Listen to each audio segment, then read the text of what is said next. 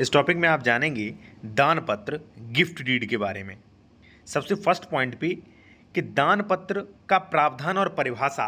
Second कि दान पत्र के जरूरी नियम क्या हैं जो आपको ध्यान में रखने चाहिए, फ्यूचर में आपको दिक्कत ना हो।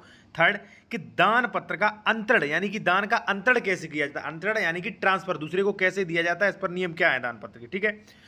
फोर्थ कि दान पत्र आप कब कैंसिल करवा सकते हैं, किन कंडीशंस में आप कैंसिल करवा सकते हैं, कब आपका दान पत्र किन कंडीशन में कैंसिल हो सकता है, यह जानना भी बहुत जरूरी है प्रॉपर्टी ट्रांसफर एक्ट के अनुसार। ठीक है। फिफ्थ है साथियों कि दान पत्र में आपका कितना पैसा खर्च होगा और दान पत्र का एक्चुअल लीगल प्रारूप, मजबूत प्रारूप मैं आपको बताऊंगा कि कैसे इसे टाइप करवाएं, कैसे आप इसे तैयार करें, भाषा इसकी कैसे तैयार करें जो कि आपको कभी भी फ्यूचर में कोई भी प्रॉब्लम ना हो। तो टॉपिक शुरू करते हैं। एक चीज मैं आपसे और कहूंगा, कई लोग जो है कमेंट्स में कॉन्टैक्ट नंबर मांगते हैं, तो कॉन्टैक्ट नंबर हमारा वीडियो की डिस्क्रिप्शन में मेंशन किया गया है। आपको कोई भी लीगल एडवाइस लेनी है ले सकते हैं, कॉन्टैक्ट नंबर वीडियो के डिस्क्रिप्शन में मेंशन किया गया है। साथियों सबसे पहले हम बात करेंगे दान पत्र। थोड़ा आप जान लीजिए कि एक्चुअली दान पत्र ये है क्या, कहां इसका प्रोविजन किया गया है। तो साथियों प्रॉपर्टी ट्रांसफर एक्ट सेक्शन 122 जो है उसमें दान पत्र की परिभाषा दी गई है। दान पत्र वो उसे कहते हैं जो जंगम या स्थावर संपत्ति का वह अंतरण, अंतरण माने होता है साथियों ट्रांसफर। जैसे मान लीजिए मैं आपको कोई प्रॉपर्टी बेच रहा हूं, ठीक है, बेच रहा हूं, दान कर रहा हूं, तो यानी कि ट्रांसफर, यानी कि मुझसे आप पर ट्रांसफर होकर आ रही है। ठीक है। जो एक व्यक्ति द्वारा यानी कि मेरे द्वारा जो दाता कहलाऊंगा क्योंकि मैं आपको दे रहा हूं, दूसरा व्यक्ति जो ले रहा है वो अदाता कहलाएगा। और स्वेच्छा और बिना प्रतिफल के, ध्यान रहना चाहिए, स्वेच्छा और बिना प्रतिफल के, अगर प्रतिफल यानी कि पैसा के, अगर मान लीजिए पैसा दे दिया फिर तो वही विक्रय हो गया। ठीक है। अदाता द्वारा या किसी की ओर से प्रतिकृत किया गया है उसे कहते हैं दान, सेक्शन 122। जब भी आप कोई गिफ्ट डीड अपने नाम लेते हैं या गिफ्ट डीड करते हैं तो वहां पे दान पत्र के प्रॉपर्टी ट्रांसफर एक्ट के अनुसार आवश्यक तत्व क्या होने चाहिए, जो कि उसमें होने ही चाहिए। अगर नहीं है तो आपका दान जो है वो कैंसिल भी हो सकता है। सबसे फर्स्ट स्वामित्व का अंतरण। देखिए दान का ये फर्स्ट आवश्यक तत्व है कि स्वामित्व का अंतरण हो जाता है। सेकंड विषय वस्तु होनी चाहिए। थर्ड प्रतिफल का अभाव नहीं होना चाहिए। फोर्थ स्वेच्छा से अंतरण किया गया हो, ठीक है, दबाव या भ्रम करके या इस प्रकार का कोई भी नहीं होना चाहिए।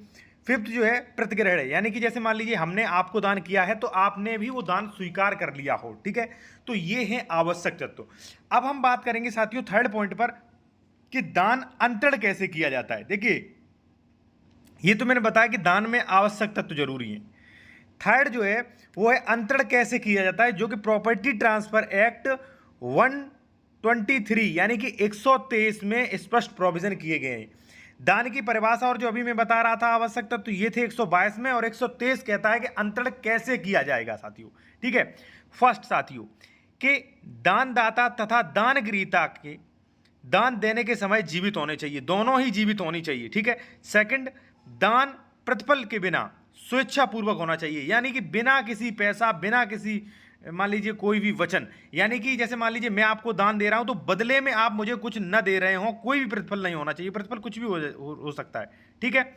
और स्वेच्छा पूर्वक होना चाहिए। थर्ड है कि दानदाता की संपत्ति का अंतरण करें। ठीक है। फोर्थ जो है साथियों वो है कि दान से संबंधित संपत्ति दान देने के समय में विद्यमान होना आवश्यक है, यानी कि जब आप दे रहे हैं तो संपत्ति दान देने के समय विद्यमान हो। ठीक है एक्चुअल में। फिफ्थ है कि दान संबंधी संपत्ति निश्चित होनी चाहिए। ठीक है। ऐसा नहीं कि आप उस चीज का दान कर रहे हैं जो आप पे आने वाली है, नहीं आ चुकी हो आप पे। ठीक है।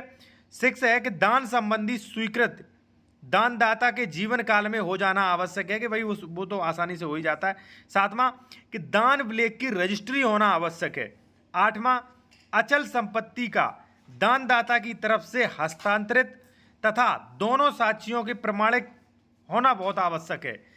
नौवां जो साथियों है वो है यदि दान से संबंधित संपत्ति चल संपत्ति है तो या तो उसकी रजिस्ट्री होनी चाहिए या उसका कब्जा प्रदान करना ही काफी है। ठीक है। अगर मान लीजिए चल संपत्ति है, कोई बाइक वगैरह है, कोई कार वगैरह है, ठीक है, या मान लीजिए कोई अन्य प्रॉपर्टी है, ठीक है, गोल्ड भी हो सकता है, तो ऐसी प्रॉपर्टी ट्रांसफर करते समय यानी कि ऐसी प्रॉपर्टी का दान करते समय थोड़ा सा नियम अलग हो जाते, तो वहां पे कोई दिक्कत नहीं है। अब हम साथियों बात करेंगे कि दान पत्र कब आप कैंसिल करवा सकते हैं और दान पत्र का खर्चा कितना आएगा और यहाँ पे जो है प्रारूप क्या रहेगा दान पत्र का। दान पत्र कब कैंसिल किया जा सकता है, यानी कि दान पत्र का निलंबन कब किया जा सकता है, इसका प्रोविजन किया गया है प्रॉपर्टी ट्रांसफर एक्ट सेक्शन 126 में। ठीक है, तो मैं आपको बताता हूँ। एक चीज़ मैं आपसे और कहूँगा कि यदि आप कोई भी लीगल एडवाइस लेना चाहते हैं तो आप ले सकते हैं। कॉन्टैक्ट नंबर वीडियो के डिस्क्रिप्शन में हमारा मेंशन किया गया है। साथियों दानदाता और अदाता करार कर सकेंगे किसी ऐसे विनिर्दिष्ट घटना के घटित होने पर जो दाता की इच्छा पर निर्भर नहीं करती है, दान निलंबित किया जा सकता है। उदाहरण के तौर पे मान लीजिए, मैं आपको एक उदाहरण दे रहा हूं, थोड़ा समझने की कोशिश करना।